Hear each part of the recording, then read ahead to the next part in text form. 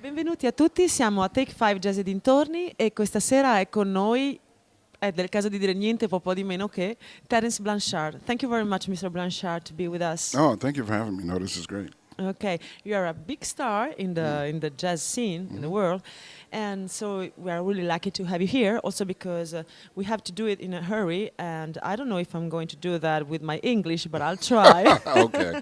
I'll take your time. Okay. So first of all, the first thing that I would like to ask you is, do you live in New Orleans, right? Oh, yes. This is something that I really like so much, that I did like a lot when I knew that about you. Okay. Why? Okay, I know that you grown up in New Orleans, Right. and you decided to stay there. Yeah. Well, actually, I decided to move back because Okay. I was living in New York for about 15 years, and New York is great, and New York had a lot to offer. There's a lot of music that you can hear, but every time I would go back to New Orleans, it really reminded me of why I got into the business of music, because there are musicians there that play because they love it. You know, they don't, not to say that that doesn't happen in New York, but it's where I began, you know, and going home, I moved back in 1995. It's probably been one of the best things that I could do for my career, for my artistry, I should say, because I feel rooted in my beginnings, and it keeps me aware of why I really do this. You know, it's not about being a star. It's not about making money. It's really about having a platform to create music that can hopefully inspire and help heal people. So the quality of life that you began to have by coming back in New Orleans definitely had a strong impact on your music too. This is what Oh, you're telling me. definitely, definitely, because you know, hanging out in New Orleans, I would see a lot of the musicians that I knew growing up, been in a lot of places that I would play as a kid. And I see the same thing in some of the younger musicians there that are coming up in school. And New Orleans is just a city that has its own vibration that's very unique, but also can offer a lot to young artists, you know. And me moving back not only helped reinvigorate my life, but it also gave me a sense of purpose in terms of what I could do to help younger musicians to come out and develop. And talking about young musicians and people to help, I know that you're involved in a project after the Katrina, right? Okay, would you like to tell me something about it? Well, which one? There were a couple. Whatever you want. Yeah. Okay. Well, the Thelonious Monk Institute, when I was with them, was located in Los Angeles at the University of Southern California. And their contract was up right around the time that Hurricane Katrina had hit. And one of the things that I'd always loved about working with the Monk Institute is that it had a commitment to community service, right? And at that time, I lobbied, you know, the executives at the Institute, you know, because they were looking for a home for the Monk Institute. And I said, tell me of a city right now in America that's more deserving of the community outreach that we do, that's more deserving than New Orleans, and I'll be quiet. But if you can't tell me one, we have to move the program to New Orleans. So the program came to New Orleans for 4 years, and it was an amazing experience because not only did our young students from the Monk Institute go into the middle schools and the high schools and help educate and inspire those young musicians, but our students went out into the music community and got a chance to experience the heritage and the history of New Orleans, which helped inform their music.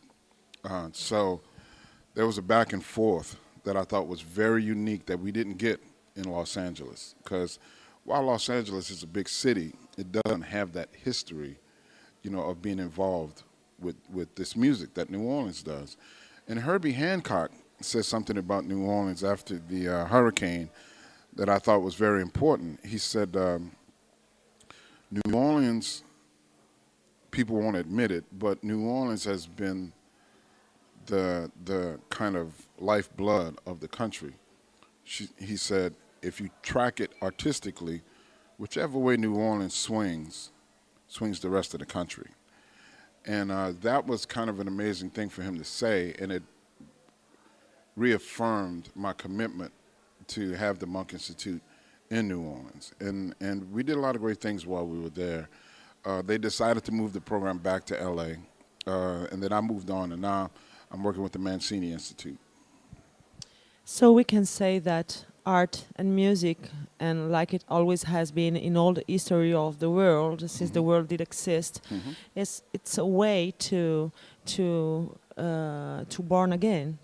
Of course. Well, that's the thing about art that has always been relevant to me. And there's another reason why I wanted the Monk Institute to come there, because the thing that I kept telling them, I said, listen, there are a lot of kids in New Orleans right now that are hurting, and they probably don't have the verbal skills to discuss what it is they're feeling.